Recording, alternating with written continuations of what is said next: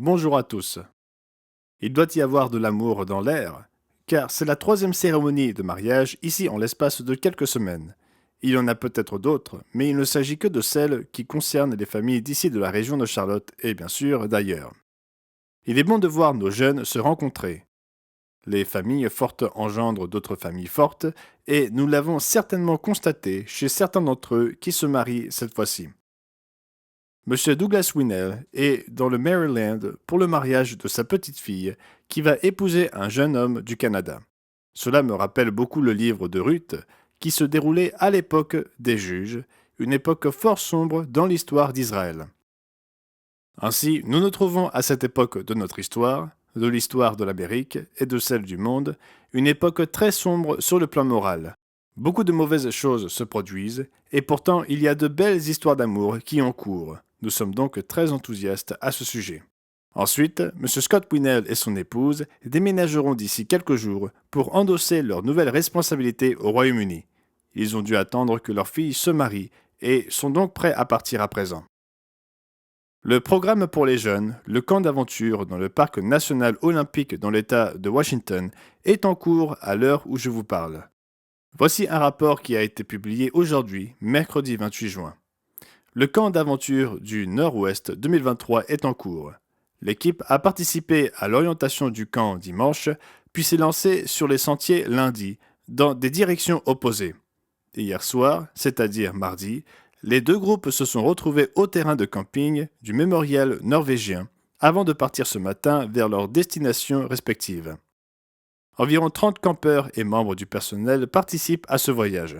En ce qui concerne l'emplacement du camp d'aventure, ce parc est l'un des mieux classés du pays. L'itinéraire emprunté présente certains des paysages côtiers les plus accidentés et les plus pittoresques d'Amérique, avec de nombreux points de vue à couper le souffle. J'ai vu l'une des photos ou plusieurs photos et certainement des vues très inhabituelles dans ce parc national olympique. Ils en profitent donc pleinement. Il y a beaucoup de vues à couper le souffle, comme il le rapporte. Le sentier est classé difficile et comprend 4 jours de marche à pied.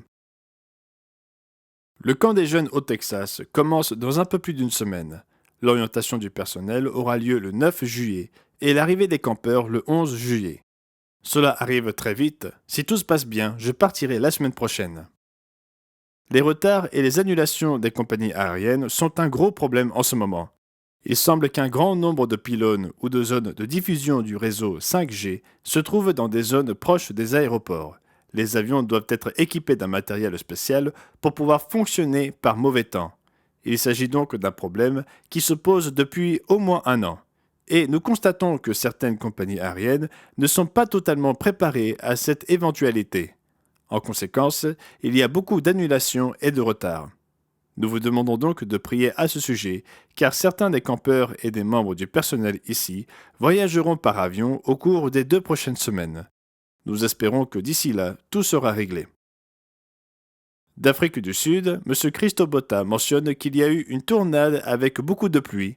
Ceci a entraîné des inondations dans le KwaZulu-Natal. Il dit avoir réussi à prendre contact avec la plupart des frères et sœurs. Certains membres sont encore en train d'évaluer les dégâts, mais à notre connaissance, tout le monde est sain et sauf, et il semble qu'il n'y ait pas eu de dégâts majeurs pour nos membres. Ce sabbat est un grand jour pour ceux d'entre nous qui vivent en Amérique du Nord. Le 1er juillet, c'est-à-dire ce prochain sabbat, c'est la fête nationale du Canada qui marque la célébration de la Confédération, également connue à une époque antérieure sous le nom de la fête du Dominion.